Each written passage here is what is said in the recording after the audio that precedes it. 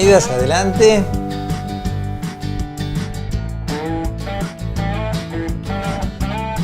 Yo soy Roberto Tosini, viejo rosarino, médico ginecólogo. He sido hasta mi jubilación profesor titular en la Universidad Nacional de Rosario y director de carreras de posgrado, de la cual la que estoy más activo actualmente es como director de la carrera de mastología, jefe en el Hospital del Centenario, del servicio llamado Hospital de Día del Hospital del Centenario. En lo personal trabajo como ginecólogo, trabajo como ginecólogo en ProAR.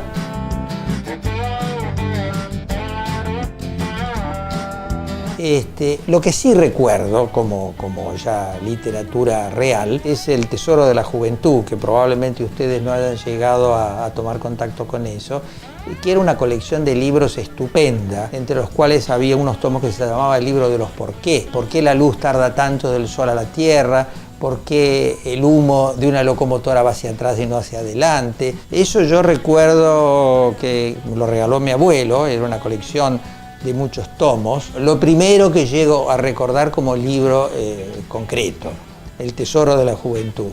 Por ejemplo, en la adolescencia, el Werther de Goethe, por acá está, me encantó, me hizo vibrar una expresión absoluta del amor, y que está tan pegado al adolescente, el amor completo en todas sus formas, en su forma más romántica posible. No digo espiritual, sino casi imaginativa. La imaginación del amor, por supuesto, obras más conocidas como Fausto. Representó un autor que me impactó mucho. Además, yo empecé a leer muy ordenadamente con los griegos. Los primeros libros que los compré en forma ordenada fueron, por ejemplo, Diálogos de Platón. Me encantaba Sócrates y toda esa discusión con sus discípulos que fue ordenando el pensamiento occidental en las alternativas de discusión, hasta en los sofismas que planteaba. Después La República de Platón, que a pesar de ser un libro de 3 siglos antes de Cristo, si uno lee La República de Platón, que ahí lo tengo, ¿sí?, tiene vigencia en muchísimas cosas, sigue siendo un libro de consulta política, debería serlo. Platón era el que escribía, Sócrates fue el que conversaba, pero no escribía.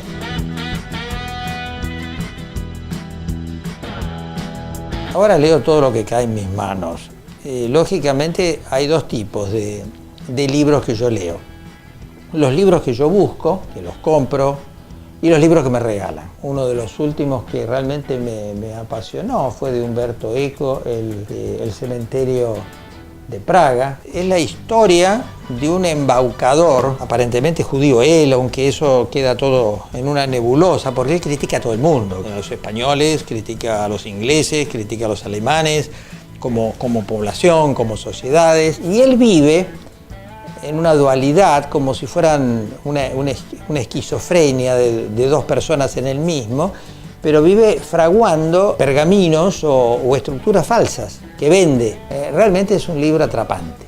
Me entusiasmaba el espectáculo de la gente de todas las extracciones sociales que pasan delante de mí. Después, algunos de mágicos o filosóficos, Coelho, que tiene una literatura muy transparente, muy bonita, como por ejemplo El Alquimista, que he leído, El Guerrero de la Luz, El Viaje del Elefante, de Samarago.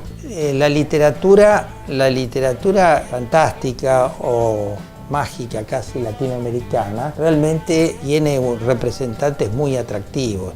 Yo el primero que leí, esto ya hace un tiempo, fue Carpentier, El siglo de las luces, y fue realmente como hacer un hallazgo, realmente una prosa exquisita que se refería a toda la época francesa de la guillotina, cuando venía a la zona caribeña con luces por la cultura y sombras por la guillotina y todas sus consecuencias. Después, bueno, La Cumbre, que fue García Márquez, del cual uno ha leído cantidad de libros. 100 años de soledad, que es un libro recomendable para todo el mundo. Es un libro mágico, es un libro hermoso, es un libro que inquieta la curiosidad. El otoño del patriarca, por ejemplo, que retrata muy bien a los dictadores latinoamericanos, sobre todo a los dictadores caribeños, ¿no?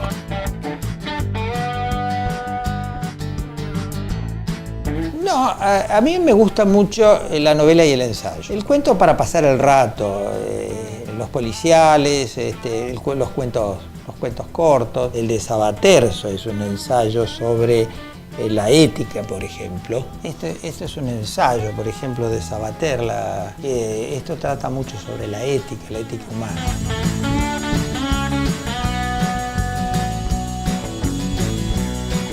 Un autor húngaro que me ha gustado, Sándor Márai, Confesiones de burgués. Trata de la vida que él tuvo, de su vida familiar, de sus orígenes.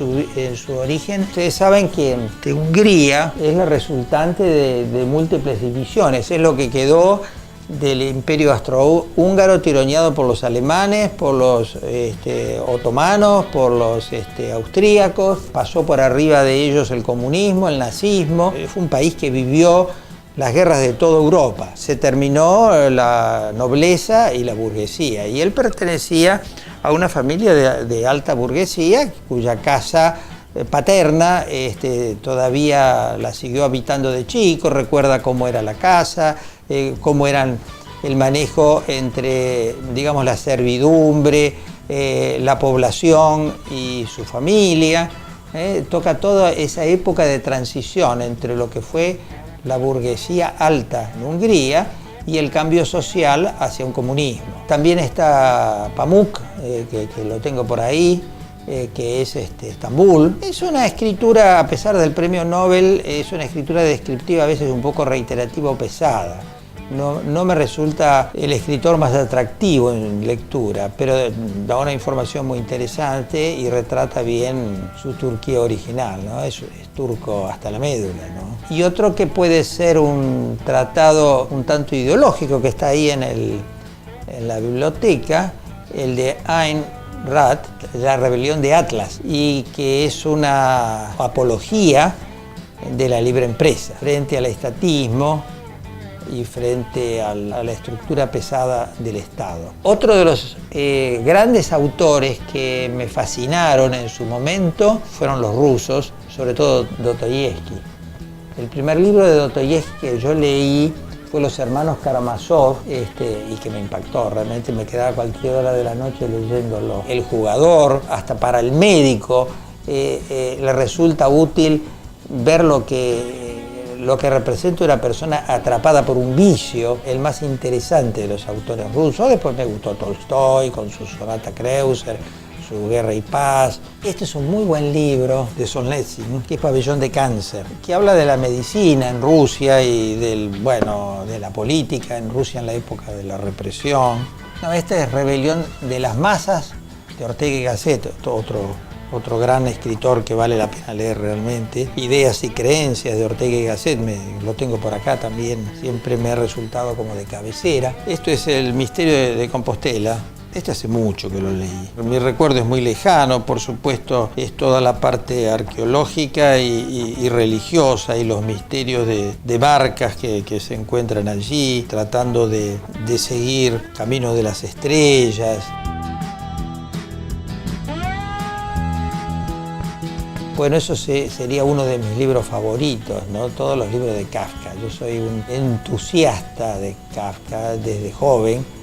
Lo debo haber descubierto cuando tenía 25, 26 años y leí Metamorfosis, que me impactó por toda su ilógica realidad. Después leí El proceso, que me maravilló. Se refiere a un individuo de clase media, oficinista, trabajador común, que empieza a ser citado por supuestas contravenciones o delitos que no cometió, y que él busca defenderse vehementemente en medio de un Estado omnipotente, inaccesible y absurdo. Él se mete en esa maraña, que son corredores de oficinas que nunca terminan y con puertas que se abren y que se cierran.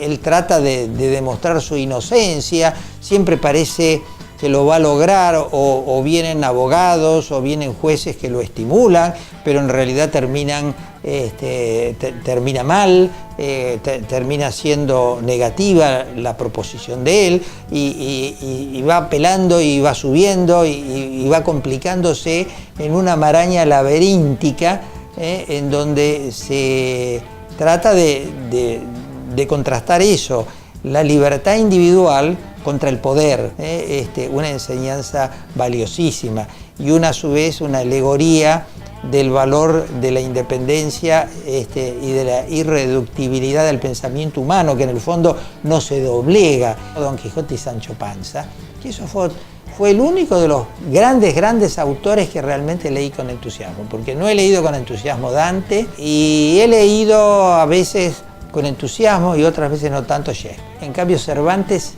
es una pintura fresca de un mundo idealizado, de un mundo ético, de un mundo deseable. Tiene cosas hermosas. Está ilustrado por Gustave Doré, ilustraciones de Gustave Doré. Es un gran ilustrador.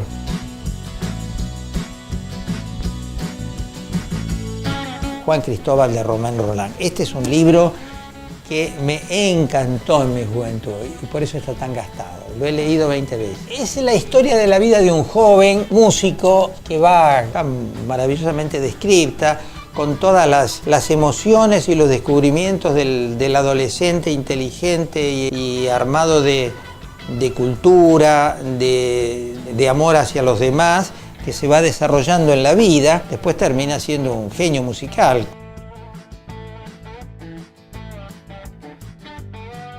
Me acuerdo La náusea, que me impactó muchísimo, fue un libro muy fuerte para mí, y El extranjero de Albert Camus, que fue también esa manera vacía de existencia, como arrastrándose por la vida sin ninguna meta, sin ningún objetivo especial, esa patética imagen de su indiferencia ante la muerte de la madre, por ejemplo, en Albert Camus. A mí me impactó mucho, como diciendo, es otro mundo. Claro, uno lo entiende a través de lo que dejó una guerra mundial y una destrucción terrible, en donde familias, bienes, culturas fueron destruidas. Cunzio Malaparte, en la parte italiana, la piel, la famosa piel de Cunzio Malaparte, me acuerdo que empezaba uno de sus capítulos y dice: el esqueleto número no sé cuánto levantó la cabeza.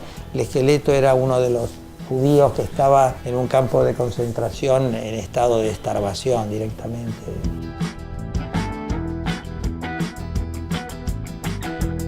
El libro que no que me arrepiento de haber leído, que no pude leerlo, que no he podido leerlo, porque todavía hago periódicamente intentos, y que se considera como la cumbre de la novela moderna, que es el Ulises de Joyce. Lo tengo acá. Y si ustedes ven el tomo 1, está mucho más gastado que el tomo 2, porque no he podido entrar al tomo 2. He leído el tomo 1 y al terminar el tomo 1 no doy más.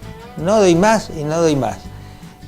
Para mí es una lectura muy interesante, pero agotadora. Hay que estar concentrado para entender lo que dice. Tendría que tener un traductor que al lado mío me explicara cada una de las expresiones que menciona, qué significa. Yo no sé si es un libro tan valioso como lo dicen, o así ha trascendido y todo el mundo sigue diciendo lo mismo.